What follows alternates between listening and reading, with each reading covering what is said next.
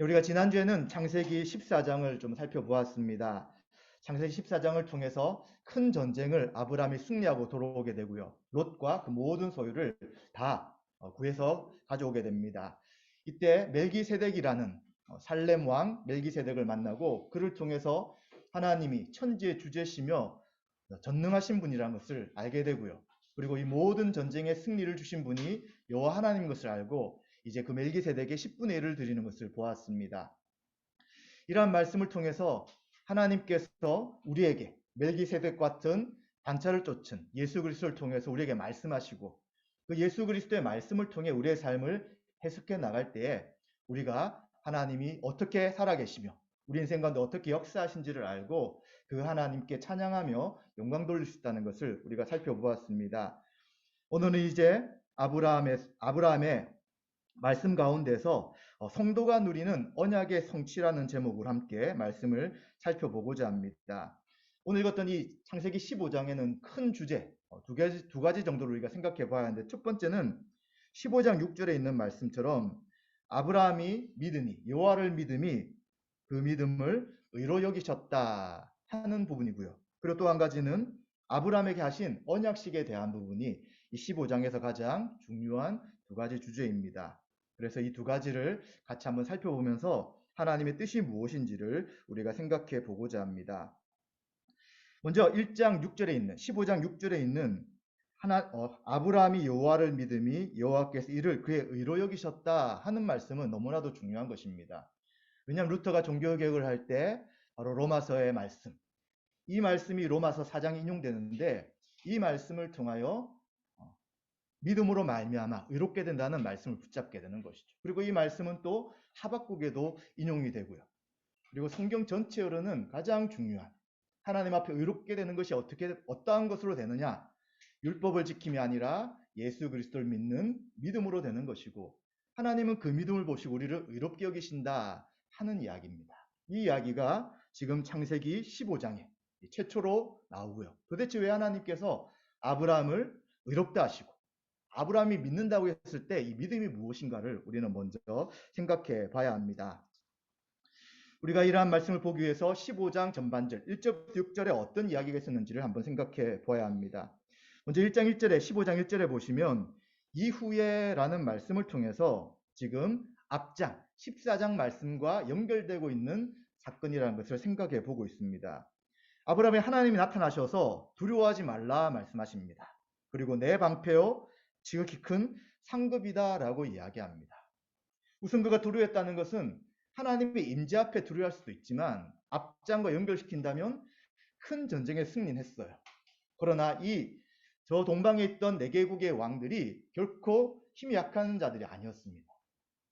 12년 동안 소돔과 고모라 지역의 왕들이 그들을 섬겼고 1년을 준비해서 이들을 다 물리칠 정도로 강한 자들이기에 언제든지 그들은 군사를 이끌고 또 아브라함을 보복할 수 있는 것입니다. 그래서 아브라함은 비록 지금 이겼지만 이 이후에 어떻게 될 것인가에 대한 두려움이 있었을 것이다 라고 생각해 보게 됩니다. 그러한 아브라함에게 하나님은 내가 너의 방패가 된다 라고 말씀하시죠. 방패는 무엇입니까? 화살과 창과 모든 무기들이 나에게 공격해 올 때 이것을 막아내는 든든한 것입니다. 하나님이 방패가 되어서 어떤 자와 어떤 악한 세력도 너를 해하지 못하겠다라고 그에게 분명하게 말씀하시는 것이죠. 그리고 하나님은 내가 너의 큰 상급이 되겠다라고 말씀합니다. 무엇을 주겠다가 아니라 바로 하나님 존재 자체가 너에게 상급이 된다라고 말하니까 이것이 얼마나 큰 하나님의 은혜이며 약속입니까? 사실 우리는 무엇인가 얻기를 원하죠. 그러나 그 존재가 우리 함께 한다는 것이 가장 큰 복인 것이에요. 하나님 우리에게 많은 것을 주시지만 하나님 나라에서 가장 중요한 것은 하나님이 우리와 함께 하시는 것이죠. 그 거룩하시고 자비가 많으시며 사랑이신 그 하나님이 우리 함께 하시는 그 완성된 하나님 나라가 우리에게 주어질 때 우리는 다른 것들이 필요 없게 되는 것입니다. 마찬가지로 아브라함에게도 내가 너의 큰 상급이다 라고 분명히 말씀하시는 것입니다. 자, 이 정도 이야기하면 우리는 믿음이 좋은 우리들은 감사합니다 하고 넘어가야 되죠. 근데 아브라함은 뭔가 마음에 걸리는 게 있었어요. 하나님 나의 상급이라고요? 나의 모든 것이 되신다고요? 그런데 왜 나에게는 자식이 없습니까? 분명히 땅과 자손과 복의 근원이란 약속을 하셨지만 나에겐 지금 자손이 없어요. 후손이 없는데 하나님 나의 상급이 된다고 해서 이것을 누구에게 물려줄 수 있겠습니까? 라고 이야기하면서 자손에 대한 의문에 대한 것을 하나님께 여쭤보게 됩니다. 그래서 아브라함은 뭐라고 이야기하냐면 주 여호와여 무엇을 내게 주시겠나이까? 하나님이 상급이라고 하시는데 도대체 나에게 뭘 주시겠습니까? 그러면서 나는 자식이 없다고 이야기합니다. 하나님이 상급이신데 나한테 자식이 없기 때문에 나의 상속자는 내가 종으로 기르고 있는 이 엘리에셀입니다. 라고 이야기하는 거예요. 그리고 또 이야기하죠.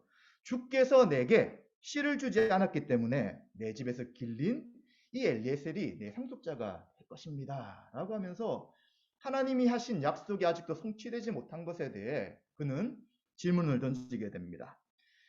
무엇을 주시겠습니까? 하나님 정말 능력이 있습니까? 그 준다고 하는 것이 진짜로 주는 것입니까? 하는 좀 부정적인 표현을 그가 사용하고 있는 것이죠.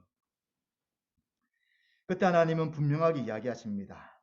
엘리에셀이 내 상속자가 아니다라고 하는 거예요.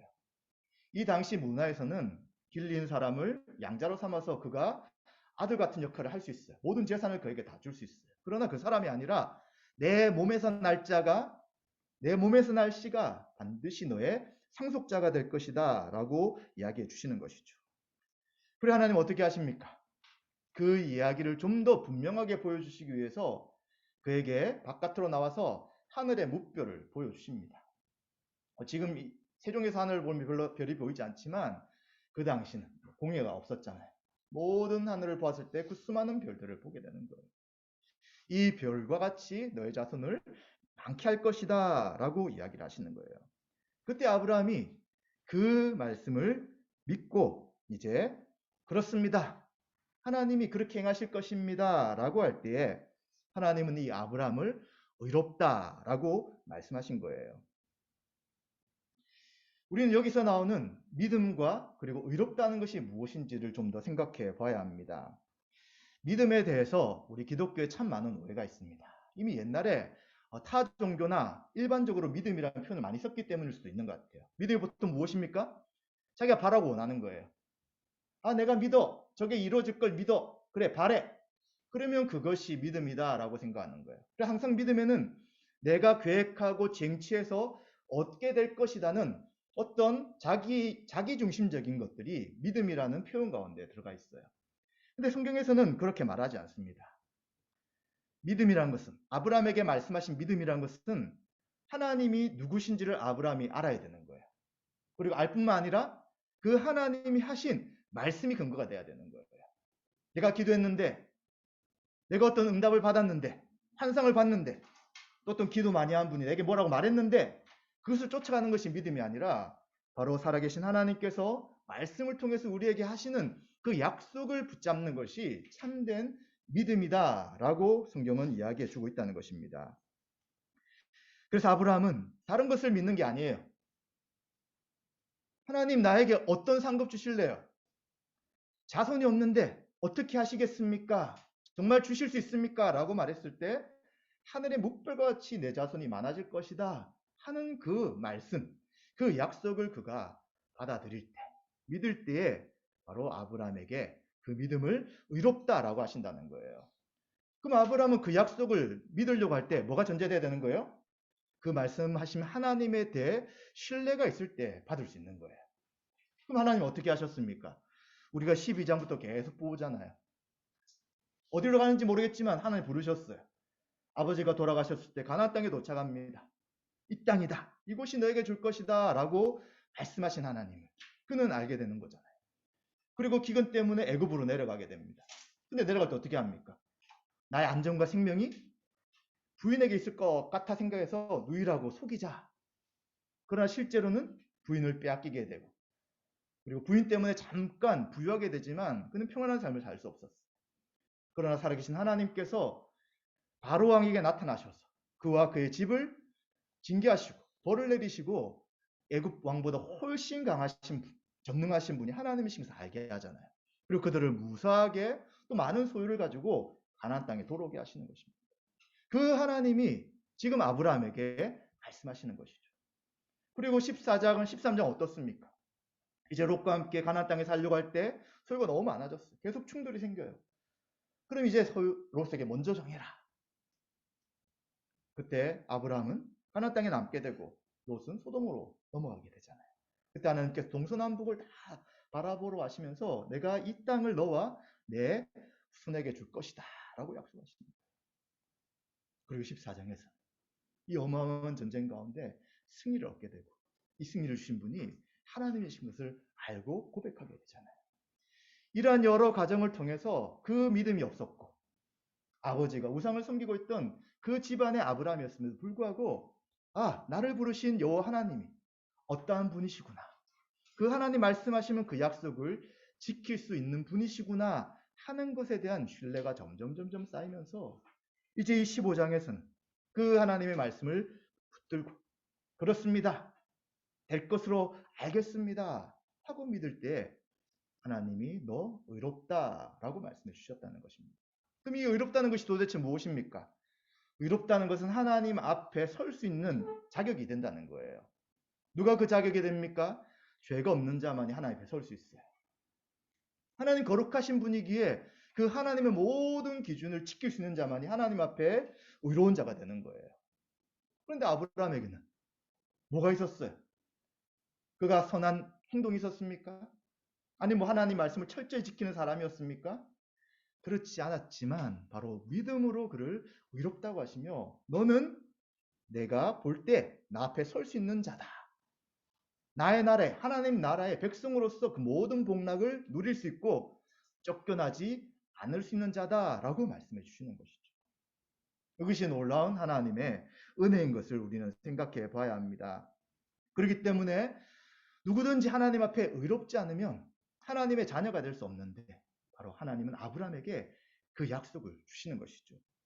이 약속은 놀랍게도 로마서 4장 20절 24절 신약에 뭐라고 이야기하냐면 믿음이 없어 하나님의 약속을 의심하지 않고 믿음으로 견고하여져서 하나님께 영광을 돌리며 약속하신 그것을 또한 능 이루실 줄을 확신하였으니 그러므로 그것이 그에게 의로 여겨졌느니라. 그에게 의로 여겨졌다 기록된 것은 아브라함만 위한 것이 아니요 의로 여기심을 받을 우리도 위함이니 곧 예수 우리 주를 죽은 자 가운데 살리신 이를 믿는 자니라. 아멘. 이 아브라함이 믿음으로 의롭게 된 것이 또 누구에게 적용이 되냐면 우리들에게도 적용이 된다는 것입니다. 우리도 율법을 지키거나 자신의 선한 행동을 하나님 앞에 의롭게 되는 것이 아니라 끝부분 24절 끝부분에 있는 예수 우리 주를 죽은 자 가운데서 살리신 이를 믿는 그 믿음을 보시고 우리를 의롭다 하셔서 하나님 나라의 백성으로 삼으시며 인도하신다고 성경은 이야기해 주는 것이죠. 그리고 갈라디아 3장 6절 7절에도 아브라함이 하나님을 믿음에 그것을 그에게 의로 정하셨담과 같으니라. 그런즉 믿음으로 말미암은 자들은 아브라함의 자손인 줄 알지어다. 아멘. 믿음으로 우리가 하나님 앞에 의롭게 되었으면 우리도 하나님의 아브라함의 후손인 거예요. 그럼 아브라함이 주신 모든 하나님 나라의 복이 그리스도를 통해서 우리에게 주어지기 때문에 지금 15장 6절에 있는 하나님 앞에 의롭다함 여겨진 것은 우리에게 너무나도 중요한 것이 된다는 것입니다. 우리는 이러한 이야기를 들을 때 이런 질문을 할 수 있어요. 그럼 어떻게 믿을 수 있나요? 어떻게 믿음이 생길 수 있습니까? 저는 부모님들이 다 믿는 가정에 태어났고요. 그리고 주일에 교회도 나오고 있고 말씀도 듣지만 잘 안 믿어져요. 그리고 내가 믿는 이 믿음이라는 것이 정말 분명한 것이고 확실한 것인지 저는 잘 모르겠어요. 라고 말할 수 있다는 것입니다. 성경 뭐라고 말씀하시냐면 이 믿음이 말씀을 들을 때 주어진다고 이야기하고 있습니다. 아브라함이 그냥 믿음이 생긴 것이 아니잖아요. 계속해서 하나님과 교제하고 하나님이 말씀을 하시고 그 말씀을 듣고 또 지금 15장 6절에서는 잘 받아들일 수 없었어요. 정말 뭘 주시겠어요? 줄 수 있어요? 라고 하면서 하나님 앞에 의문을 제시했을 때 하나님이 혼내시지 않는 거예요. 알려주시는 거예요. 어떻게 할 건지 내 계획이 무엇인지를 아브라함이 이해할 수 있도록 말씀해 주신다는 것입니다. 그렇기 때문에 우리는 하나님의 말씀을 들어야지 그 말씀을 통해 믿음이 생기게 되는 거예요. 그래서 로마서 10장 10절에는 그 하나님의 말씀이 무엇이냐? 그리스도의 말씀이다 라고 이야기하는 것이죠. 이미 신약과 구약에 기록된 예수 그리스도가 누구신지에 대한 말씀을 들을 때 우리 가운데 말씀과 역사하신 성령님으로 인해서 믿음이 생기게 되는 것이고요. 그리고 이 믿음이 생기는 과정 가운데 완전히 100% 받아들이지 못하는 상황이 생길 수 있어요. 그럴 때 나는 왜 이렇게 믿음이 없어? 하나님 나를 사랑하지 않는가? 라고 생각할 것이 아니라 계속해서 그 의문과 질문을 말씀을 통해 하나님께 물으시면 되는 거예요. 성경을 읽고 듣고 연구하면서 하나님 이렇게 말씀하시지만 저는 잘 이해가 되지 않습니다. 하나님 뜻이 무엇인지 잘 모르겠어요. 믿고 싶지만 이런 부분에서는 제가 잘 받아들여지지 않습니다. 라고 여러분들이 기도를 통해 계속해서 하나님께 말씀을 통해 묻게 된다면 하나님이 그것을 하나씩 하나씩 수정해 주시고요. 진리 가운데 인도하셔서 우리 가운데 참된 믿음을 갖도록 역사하신다는 것입니다. 그래서 믿음의 선배들이 이러한 과정을 뭐라고 이야기했냐면 방제된 동이다 라고 이야기를 하는 거예요. 하나님의 말씀이 너무 분명한 진리여서 계속해서 거부할 수 없이 이것이 진리입니다 라고 그 진리 앞에 엎드리고 무릎 꿇을 수밖에 없고 정말 주님이 하나님이십니다 라고 고백하도록 역사하신다고 말씀하는 것이죠. 그래서 우리는 말씀을 듣는 자리에 그리고 스스로 말씀을 계속해서 연구하는 것이 너무나도 중요한 것을 생각해 봐야 되는 것이죠. 저도 그랬어요. 저는 안 믿는 가정에 태어났기 때문에 기독교를 많이 접하지 못했습니다. 근데 어릴 때 친척을 따라서 교회 갔던 그 경험이 저한테는 좋지 않은 경험이었어요. 잠깐 예배를 드렸고 무릎 양반다리를 앉은 시간이 잠깐이었는데 그 다음은 이제 의자에 앉았었는데 그 예배를 드리고 저는 예배인지 모르고 갔다가 생일 잔치를 한다고 갔다가 예배를 드리고 나오면서 집에 가서 몇 시간을 고통을 당했어요. 온몸에 그냥 통증이 생겨가지고 너무 아파서 그때 어떤 생각이 있냐면 나를 지키는 수호신이 있을 건데 그 수호신이 교회 가는 걸 싫어하는 것 같아. 이런 생각하면서 저는 그 다음부터 교회를 한 것과는 이제 담을 쌓았어요. 정말 아무도 저한테 예수님에 대해 교회 가자는 말을 하지 않더라고요. 그러다가 중학교, 고등학교에 기독교 학교를 하면서 자연스럽게 졸업식이나 입학식에 예배를 드리고 또 수업에 성경을 배우게 되면서 교회 가는 거에 대해서는 괜찮구나 라고 생각하고 있었죠. 근데 이제 주변에 친구들이 있으니까 친구들과 저는 싸우는 거예요. 제가 잘 모르는 성경 가지고 야 기독교 엉터리더라 말도 안 된다 무슨 그런 걸 믿느냐라고 하면서 막 싸우기 시작했어요. 근데 이상하게 또 어떻게 들었던 지식이 있는지 성경에 바울이라는 사람이 있다는데 그 바울이 예수님을 적극적으로 반대하다가 나중에 예수님 믿었다는 이야기가 생각이 나는 거예요. 그래 그럼 나도 한번 끝까지 반대해보자. 무슨 생각이 있었던지 그런 생각이 들어서 한번 제가 말할 수 있는 모든 논리를 동원해서 친구들과 결론하면서 야 틀렸어 라고 살았어요. 그러다 고등학교 2학년 10월달쯤에 9월달 정도 되겠죠? 제 친한 친구가 저와 제 친구를 전도하기 시작했어요. 근데 그 친구는 한 명의 친구는 너무 순진하고 착해서 한 두세 번 만에 첫 번째인가 두세 번 만에 교회를 갔어요. 근데 저는 7번, 8번째까지 안 갔어요. 얼마나 강팍했는지. 귀찮다. 왜 자꾸 나한테 교회라고 하느냐. 나는 성경에서 이야기하는 게 다 틀렸고 예수님이 살아계셔 라고 하면서 계속 거부했었어요. 그러다가 이제 조건을 걸었죠. 너무 귀찮게 하니까 그래 딱 한 번만 가는데 다시는 두 번째 가자고 하면 나 너하고 절교한다. 그렇게 다짐을 받고 딱 한 번 교회를 가겠다고 교회를 가게 되었어요. 근데 놀라운 일이 생기는 거예요. 예배를 드리고 말씀을 듣는데 말씀이 이해가 되는 거예요.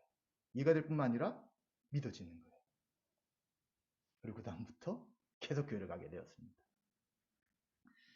그러면서 이제 신앙생활을 하니까 막 고민들이 막 생기는 거예요. 언제 예수님을 믿었는지 정확하게 알 수 없으나 이제 성령님이 저한테 임재하시니 그때부터 죄책감이 생기고 하나님 누구신지 알게 되고 예배를 드리고 싶고 말씀을 알고 싶은 마음이 막 드는 거예요. 그 수많은 이 신앙의 여정 가운데 이제 참된 믿음을 찾기 위해서 계속 말씀과 실험하게 하시고 그때 특이한 경험들은 뭔가 해결 안 되는 고민들이 한 주간 생겨요. 근데 그 고민을 가지고 교회를 딱 가면 설교 가운데 그 이야기가 나오고 그렇구나 하고 동의가 되면서 야 정말 하나님 살아계시다. 그리고 나중에는 저도 모르게 정말 예수님은 나의 주 나의 하나님입니다. 나의 죄를 용서하실 유일한 분이 예수 그리스도십니다. 라고 고백하면서 믿음의 삶을 계속해서 살아가게 되는 것이죠. 아마 저와 같은 비슷한 경험은 아닐지라도 어떻게 여러분들이 예수님 믿었는가 생각해 보면 부모님을 따라서 교회를 갈 수도 있었을 거예요. 근데 어떻게 확신하게 됩니까? 말씀을 들을 때잖아요. 하나님 이런 분이시래. 예수님 이런 분이시래.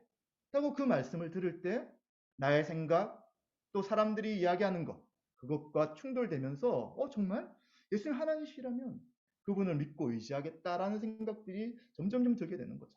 또 어떤 분들은 어떤 강렬한 경험과 체험이 있었을 거예요. 그러나 그러한 경험과 체험도 결국은 말씀을 통해서 하나님이 누구시며 그리고 그분이 보내신 구원자 예수님이 누구신지 또 예수 그리스도를 믿게 하시는 성령님이 누구신지를 하나씩 하나씩 알게 될 때에 우리 가운데 믿음이 더 든든해지고 튼튼해지며 흔들리지 않았을 것입니다. 그렇기 때문에 이 아브라함이 하나님을 믿음으로 그 믿음을 보시고 의롭다 하신 것과 마찬가지로 지금도 우린 여전히 다른 어떤 것으로 하나님 앞에 의롭게 되는 것이 아니라 예수 그리스도가 우리 죄를 위해 죽으시고 부활하신 유일한 하나님이신 것을 믿을 때에 그리고 그러한 믿음을 우리에게 허락해 주실 때에 이제 우리는 그 믿음을 통해 하나님 앞에 의롭다함을 받고요. 하나님 앞에 예배드리며 하나님의 자녀로서 매일매일 삶을 살아갈 수 있다는 것들을 기억해야 되는 것입니다. 혹시 믿음이 없으신 분 낙심하지 마십시오. 이렇게 나와서 말씀을 들을 수 있는 기회가 있다는 것은 하나님께서 계속해서 여러분들에게 하나님 누구신지를 알려주시는 것입니다. 그리고 또 우리 주위에 아직도 말씀을 듣지 않는 사람도 있잖아요. 포기하지 마십시오. 예수님이 재림하시기 전까지는 그들에게도 복음을 전할 기회가 열려져 있는 거예요. 하나님 지금도 어쩌면 그 사람을 위해서 하나님의 시간과 때와 방법에 따라서 그를 인도하시고 복음을 듣도록 계속해서 인도하실 것입니다. 우리는 우리가 있는 자리에서 우리가 할 수 있는 만큼 성령 인도하심 가운데 그에게 복음을 전하거나 또 교회를 소개하거나 또 아니면 여러 가지 방식, 사랑의 방식을 통해서 예수님이 누구신가에 대한 인식들을 심겨준다면 그를 변화시키고 구원 얻게 하시는 분이 성령 하나님이시라는 것들을 우리는 생각하며 나가면 되는 것이죠. 이런 아브라함이 바로 믿음으로 의롭다함을 얻었다 하는 그 중요한 말씀을 하고 있고요. 그리고 이러한 말씀을 들을 때 또 우리는 한 가지 더 생각할 수 있는 거예요. 자, 그러면 혹시 믿음이 약해지거나 또 하나님께서 이렇게 약속하시지만 이것이 최종적 구원에까지 반드시 이루어질 것인가?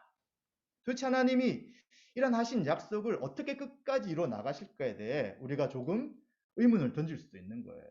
마찬가지로 아브라함은 이제 알겠습니다. 하나님이 자손을 많이 주시겠다는 것은 믿을게요 라고 했지만 그러나 그에게 또 한 가지의 의문은 무엇이었냐면 하나님이 7절에 이 땅을 내게 소유로 주겠다라고 할 때 이 땅을 주실 것에 대해서 제가 어떻게 알 수 있습니까? 라고 이야기합니다. 그래서 8절에 보시면 이 땅을 소유로 받을 것을 무엇으로 알리까? 라고 이야기하는데 이 무엇은 앞에 나온 것과 좀 달라요. 줄 수 있습니까? 안 줄 수 있습니까가 아니라 how예요. 방법이에요. 방법. 어떤 방식으로 이 땅을 주시겠습니까? 라고 아브라함이 묻고 있는 것이죠.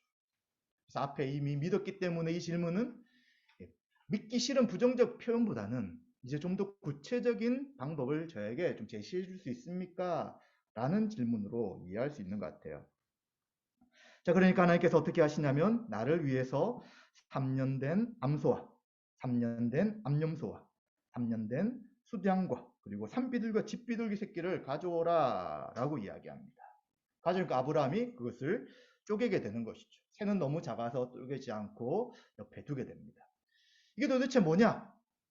그냥 봐서는 이해가 되지 않아요. 그런데 그 당시 고대에 문서가 발견이 되었는데 이 종주권, 주인과 종의 관계가 있는 왕들끼리의 협약을 하는 것을 보게 되었어요. 종주권 언약이라는 것인데 그래서 힘센 왕이 힘 약한 왕과 함께 조약을 맺잖아요. 그리고 고기를 쪼개고 그 사이를 같이 지나라는 것입니다. 그래서 뭐라고 하냐면 너가 만약 나하고 한 약속을 어기게 된다면 너도 이 고기처럼 쪼개진다. 보복당한다. 그러니까 끝까지 나에게 충성을 다하라 하는 그 언약이 있다는 것들을 발견하게 된 것이죠. 그것을 보면서 이 말씀을 더 분명하게 이해하게 되었습니다.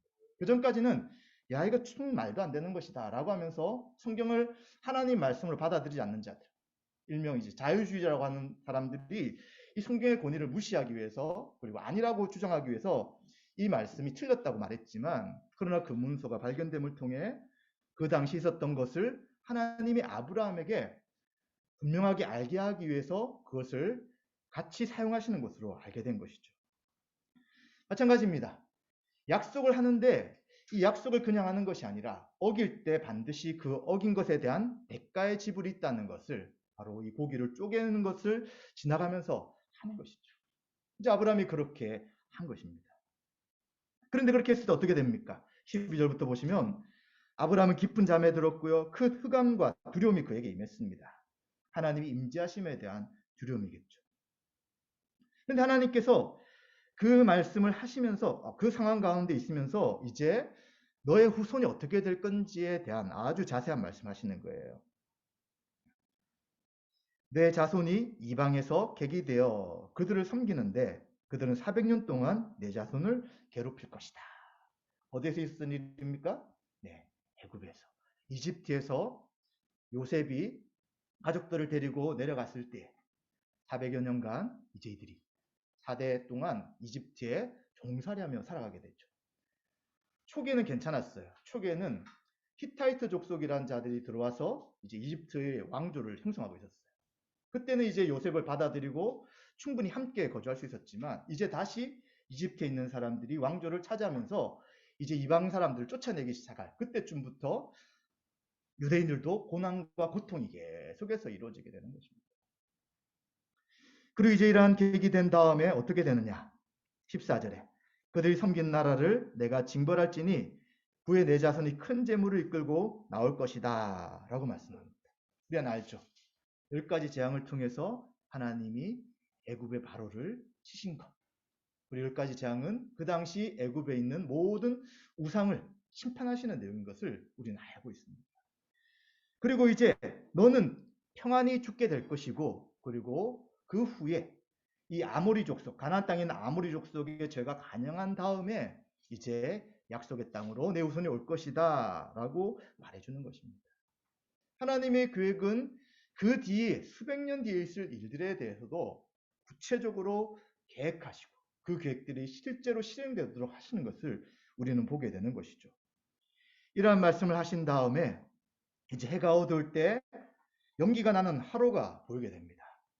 그리고 횃불이 쪼갠 고기 사이로 지나가게 되는 것이죠. 이게 무엇을 이야기합니까? 네, 함께 지나가는 것이 아니라 하나님 혼자 지나가심을 통해 만약 이 언약을 너가 안 지키기, 나는 반드시 지킬 것이다 라는 것들을 보여주시고, 아브라함 너가 이 언약을 지키지 않을지라도 나는 이 언약에 대해서 성실하게 행할 것임에 대해서 혼자 지나가시면서 이 횃불 언약을 통해 하나님의 약속이 성취될 것을 보여주게 되는 것이죠. 그래서 하나님께서는 아브라함이 하나님 어떻게 이 땅을 주시겠습니까? 라고 물었을 때 구체적인 계획들을 이야기하시고, 그리고 절대 깰 수 없는 언약식을 통해서 내가 반드시 지킬 것에 대해 아브라함에게 보여주시고 확신시켜 주는 것을 보게 되는 것입니다. 마찬가지죠. 이 언약과 약속을 조금 생각해 본다면, 약속이라는 것은 우리가 많은 약속을 하게 되잖아요. 약속은 상방이 이제 지키겠다라고 하지만 법적인 효력은 없어요. 그런데 계약이나 언약이라는 것을 하게 될 때는 법적인 효력이 필요합니다. 이제 우리가 계약서를 쓸 때, 집을 계약할 때 보증금을 걸잖아요. 만약 이 계약을 들어갈 사람이 깨뜨리면 보증금을 그냥 주인에게 주는 것으로 하게 되잖아요. 또 주인 쪽에서 어기면 또 그거에 대한 보상을 해야 되는 것처럼 이 언약에는 그 언약을 지키지 않을 때에 그 책임이 따른 법적 책임이 있게 되는 것이죠. 그래서 성경에서는 하나님께서 사람과 관계를 할 때 항상 언약을 맺으십니다. 그리고 이 언약을 하나님이 반드시 이루어 가시겠다는 것을 이러한 방식으로 확인해 주시는 것을 우리는 알게 되는 것이죠. 앞에 제가 처음에 질문했던 것. 하나님이 정말 우리의 믿음이 최종적으로 완성될 것이고 우리의 구원이 절대 깨트려지지 않을 것에 대해 우리가 어떻게 확신할 수 있습니까? 저는 약하고요. 저는 의심이 많고요. 또 죄의 유혹이 저한테 늘 도사리고 있고요. 사단과 세상이 저를 계속해서 힘들게 하는데 어떻게 믿음을 잃지 않고 하나님 약속 끝까지 붙잡을 수 있어요? 라고 할 때에 바로 하나님께서 살아계신 하나님께서 이 하신 약속을 끝까지 지키시고 반드시 이루시겠다고 하시는 것에 대해 우리는 희망을 걸고 그 약속을 신뢰할 수 있다는 것입니다. 그럼 실제로 역사적으로 아브라함 하신 언약이 어떻게 이루어졌는가? 우리가 알다시피 아브라함과 했던 언약은 이제 그 당시는 성취가 되지 않는 것처럼 보였어요. 아브라함이 죽을 때까지 땅 한 평 없었습니다. 자식 한 명 있었습니다. 그러나 그의 후손들이 점점점 많아지면서 이제 나중에는 애굽에 내려갈 때 75명 이상의 사람이 있었던 것을 성경은 이야기하는 거예요. 그런데 그것으로 끝난 것이 아니라 다시 그들이 출애굽할 때쯤에 200여 명, 싸울 수 있는 사람만 60여 명이었고 60만 명이었고요. 그리고 아이와 여자들 다 합치면 한 200만 명 정도 되는 많은 사람이었을 것이라고 이야기합니다. 이들이 결국 가나안 땅에 도착하게 되는 것이죠. 하나님 나라가 어디서 임하느냐라고 할 때 이 아브라함의 언약이 가나안 땅에서 성취되는 것을 보게 되는 거예요. 그리고 가나안 땅에 가기 전에 모세와 또다시 언약을 합니다. 이 모세 언약은 율법이라고 이야기할 수 있는데 율법을 지키면 살지만 어기면 죽는다라는 법을 통해 내가 누구고 나의 백성은 이런 삶으로 살아가야 된다는 것을 보여주시는 것이죠. 근데 문제는 여기는 조건이 들어가 있었잖아요. 어기면 쫓겨난다. 그래서 모세 언약을 불순종했던 이스라엘 백성들은 약속의 땅에서 쫓겨나게 돼요. 언제요? 다윗과 한 다윗 시대 이후에 남북이 나눠지면서 포로로 잡혀가게 됩니다. 그런데 그 중간에 하나님이 다윗과 약속했는데 이 다윗과의 약속은 이 언약은 한 사람 다윗의 소원 가운데 올 한 사람을 통해 이 다윗의 왕조가 영원할 것이다 라는 약속을 하시는 거예요. 그래서 이 두 가지가 충돌될 수 있죠. 모세 언약을 통해서는 끊어지면 죽는데 어기면 죽는데 다윗의 왕조는 영원할 것이다. 그럼 어떻게 되느냐? 역사로 보았을 때 포로로 잡혀가게 돼요. 그리고 이 가나안 땅은 약속의 땅은 다 사람도 쫓겨나게 되고 하나님을 섬길 수 없게 됩니다. 그러나 하나님의 통치는 어디서 계속 이루어졌냐면 이 바벨론 땅에서 이루어지게 돼요. 그리고 이들이 포로에서 다시 돌아오게 되고 이 돌아온 자들이 다시 하나님 말씀으로 살겠다고 하나님 앞에 신앙의 회개 운동을 하게 되는 것이죠. 좀 복잡해졌죠. 그래서 하나님 나라라고 이야기할 때 하나님이 통치하시고 그리고 하나님의 백성이 있고 그리고 하나님이 다스리는 통치의 영역이 있다고 할 때 그 통치의 영역이 그때까지는 가나안 땅으로 보였다는 거예요. 근데 포로 시대가 되면서 가나안 땅이 아니라는 것을 알게 되는 것입니다. 그리고 예수님이 오셔서 하나님의 통치가 어디에 이루어지느냐?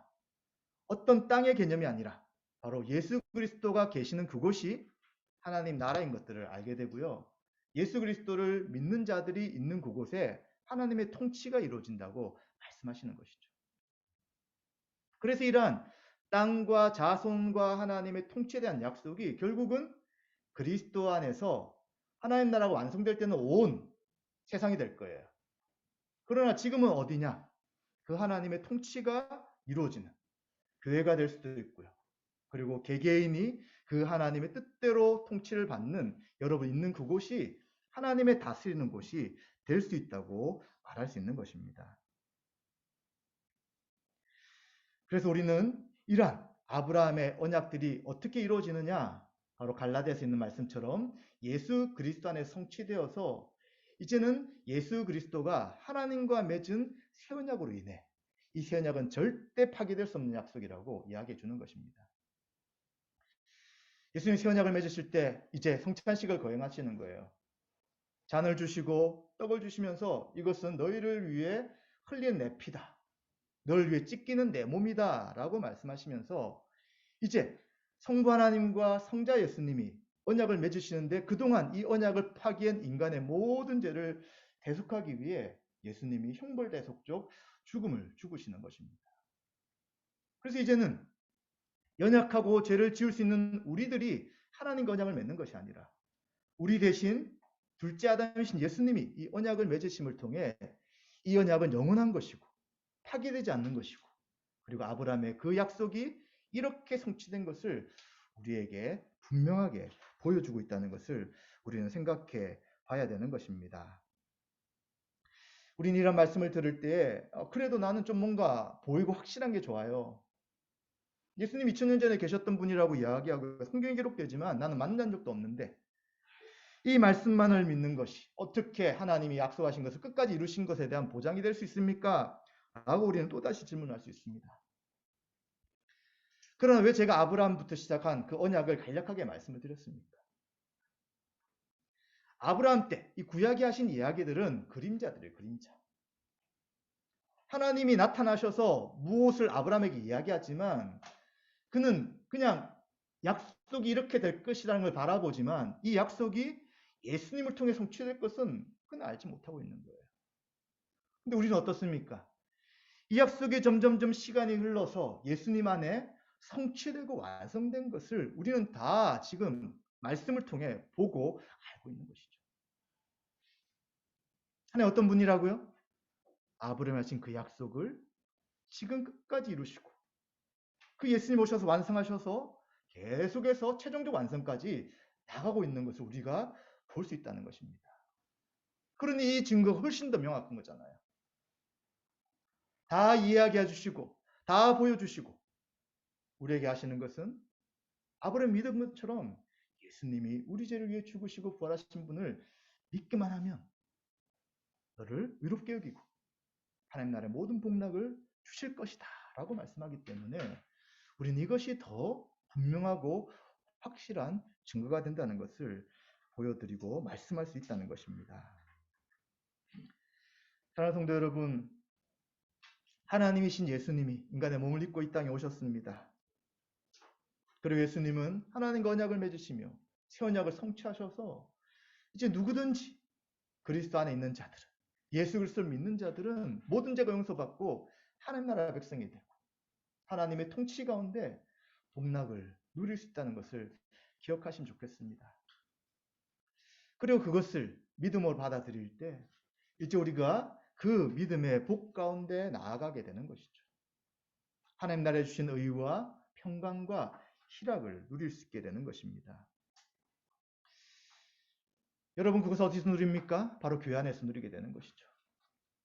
교회 안에 하나님의 말씀이 선포됩니다. 예배 가운데 살아계신 하나님께 성령께서 역사하십니다. 그리고 우리는 그 통치를 받으며 받은 은사로 각자가 교회를 세워나가고 섬겨나가는 것입니다.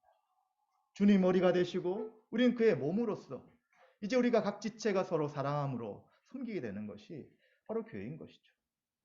이 교회 가운데 하나님 나라가 임하고 하나님의 통치가 임하는 것을 우리는 경험하게 되는 것이죠.